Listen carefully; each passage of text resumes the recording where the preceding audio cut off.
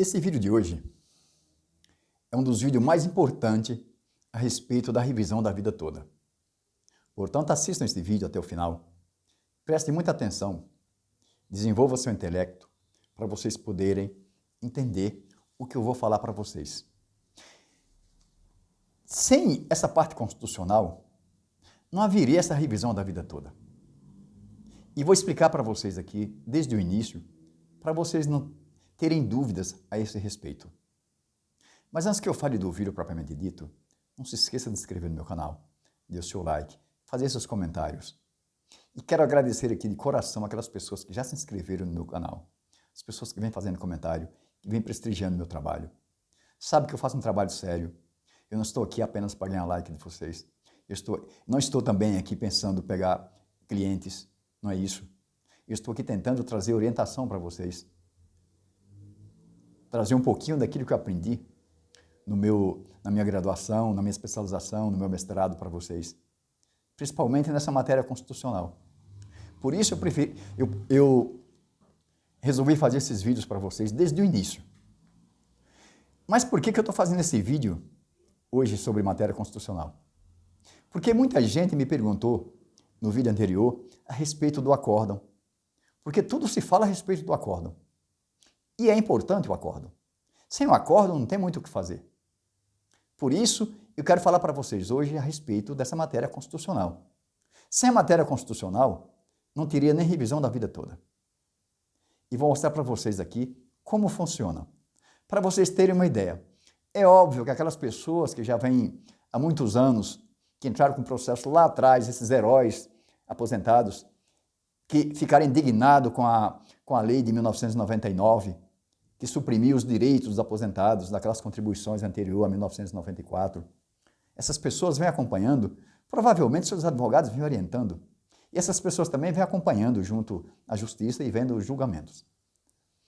Mas para aquelas pessoas que não sabem ainda, eu trago para vocês aqui algo muito importante sobre o controle de constitucionalidade e sobre o acórdão e sobre a possível modulação que ocorrerá nesse acórdão. No Brasil, nós temos dois tipos de controle de constitucionalidade ou de inconstitucionalidade. Nós temos o controle concentrado, que é um controle que é de competência absoluta do STF. O processo é entrado direto ao STF para tentar declarar inconstitucional uma lei, ou um artigo de lei, ou até mesmo um inciso de lei. Esse é sobre o caso em abstrato, a norma em abstrato. Mas esse controle que eu vou falar hoje, que é mais importante, é o controle concentrado, o que determinou esse julgamento do STF sobre a revisão da vida toda.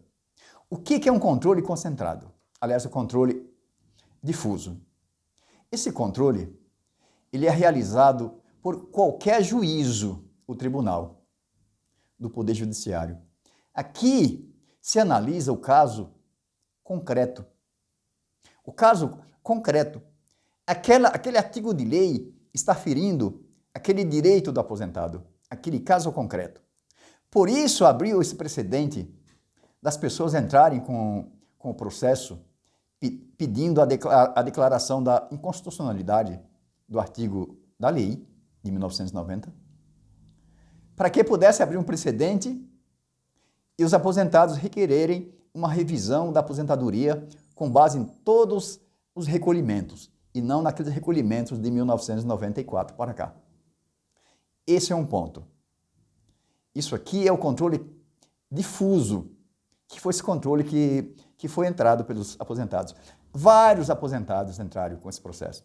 Para aqueles que estão acompanhando agora, isso aqui vem desde há quase 10 anos. Essas pessoas foram os pioneiros lá atrás, essas pessoas foram as pessoas responsáveis com seus advogados para que esse processo viesse chegar até o STF. Haja vista no tribunal, na instância inferior, esse processo foi julgado, o processo foi julgado improcedente na época. Mas aí o STJ entendeu que deveria declarar inconstitucional o artigo de lei. Foi também para o STF, e o STF, como vocês sabem, que foi agora recente, entendeu que realmente a lei é inconstitucional para aquele assunto, para aquelas contribuições. A lei é inconstitucional. A lei vai continuar vigindo, mas para aquele assunto, para aquele caso concreto, é declarado inconstitucional. Para aquele tema. E foi assim que o STF entendeu. Mas aí se pergunta, e o acórdão? Cadê o acórdão e para que serve esse acórdão? O que é um acórdão? Muita gente me perguntou, doutor, o senhor está falando do acórdão, mas está explicando o que é esse acórdão. Para que serve esse acórdão? A decisão final é importantíssima. A publicação desse acórdão é importantíssima.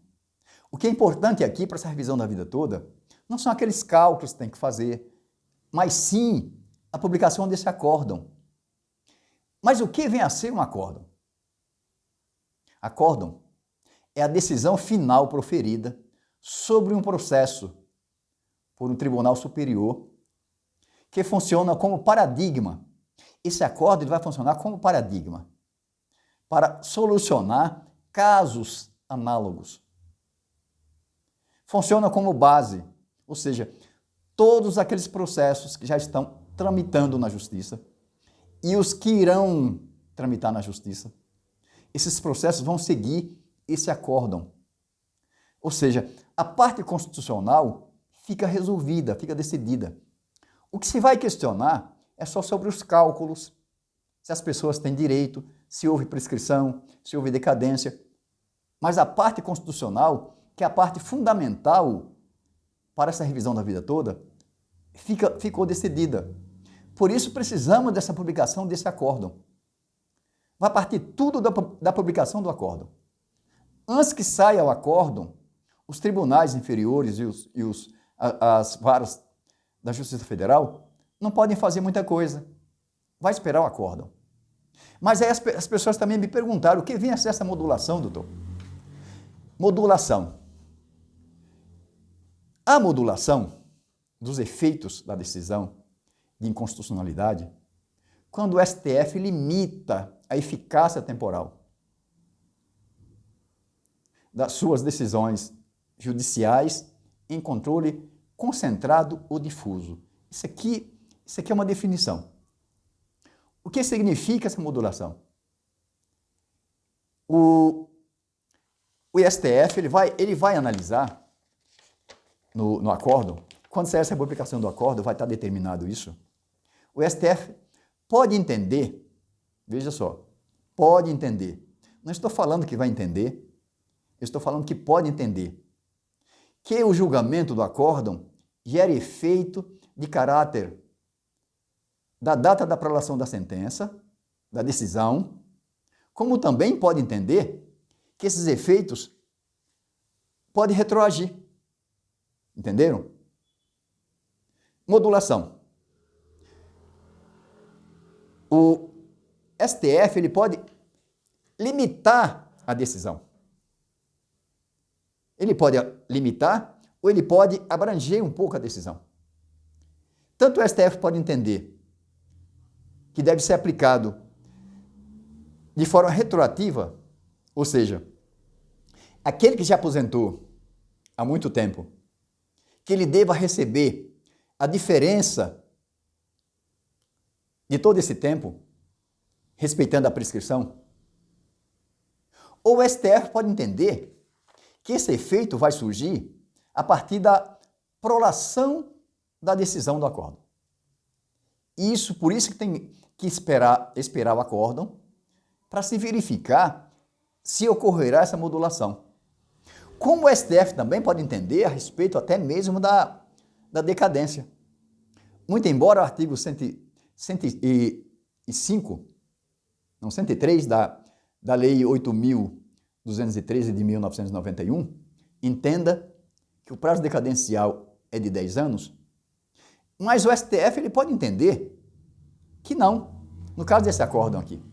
Ele pode entender que para o caso concreto aqui, possa ser da data da publicação do acórdão. Isso é entendimento do STF. Aí vai perguntar, isso vai acontecer?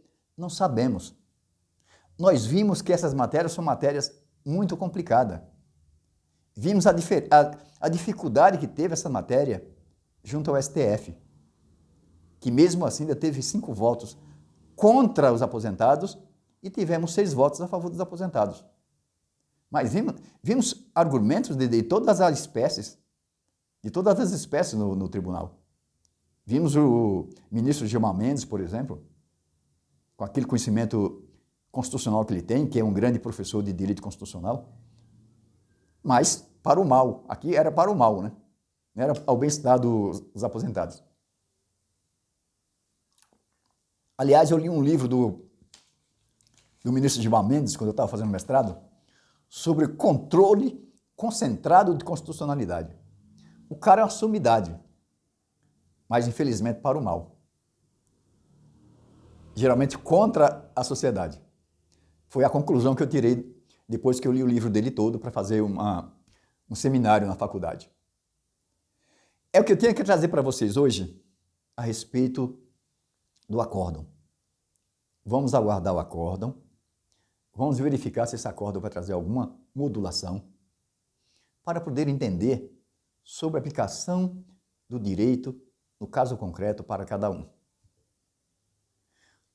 Hoje é o último vídeo do ano a respeito dessa matéria. Hoje é dia 22 de 12 de 2022. Desejo para vocês um Feliz Natal, um ano novo repleto de paz, de amor, que o Espírito Santo de Deus derrame bênção bem de mansinho, sem medida sobre todos nós, nossas famílias, e que o ano que vem seja um ano melhor para todos nós, e que esse julgamento possa trazer frutos concretos para cada um de nós. É o que eu peço para todos nós.